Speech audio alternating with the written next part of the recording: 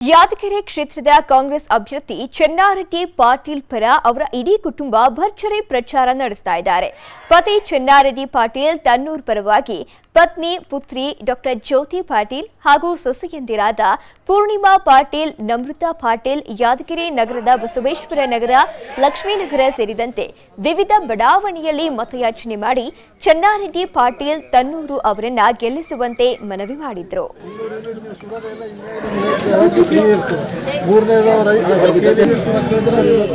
ದಿವಸಕ್ಕೊಂದು 7, 8, 10 ತನ ಮುಂಜಾನೆ ಸಂಜಾನೆ ಮಾಡಿ ಯಾದಗಿರಿ ಟೌನ್ನ ಪೂರಾ ಡೋರ್ ಟು ಡೋರ್ ಕಾಂಗ್ರೆಸ್ ಪ್ರಚಾರ ಮಾಡ್ತೀವಿ. ಎಲ್ಲಿ ಹೋದಲ್ಲೆಲ್ಲ ರೆಸ್ಪಾನ್ಸ್ ನೋಡಿದ್ರೆ ಅವರೆಲ್ಲ ತಾಯಂದಿರು ಅಂತ 100ಕ್ಕೆ 100 ಇಂದಿರಾ ಗಾಂಧಿ ನೆನೆಸ್ತಾರ, ನಮ್ಮ ಪಕ್ಷ ನೆನೆಸ್ತಿದ್ದಾರೆ. ನಮ್ಮ ಪ್ರಣಾಳಿಕೆಯಲ್ಲಿ ಇದ್ದು ಎಲ್ಲಷ್ಟಕ್ಕೆ ಅವ್ರ ಮನಸ್ಸಿಗೆ ಮೇಲೆ ಉಳಿದ್ಬಿಟ್ಟವ.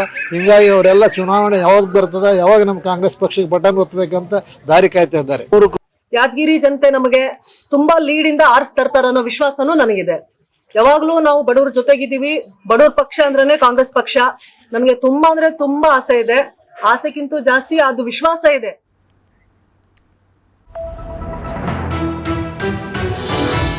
ವಿಸ್ತಾರ ನ್ಯೂಸ್, ನಿಖರ ಜನಪರ.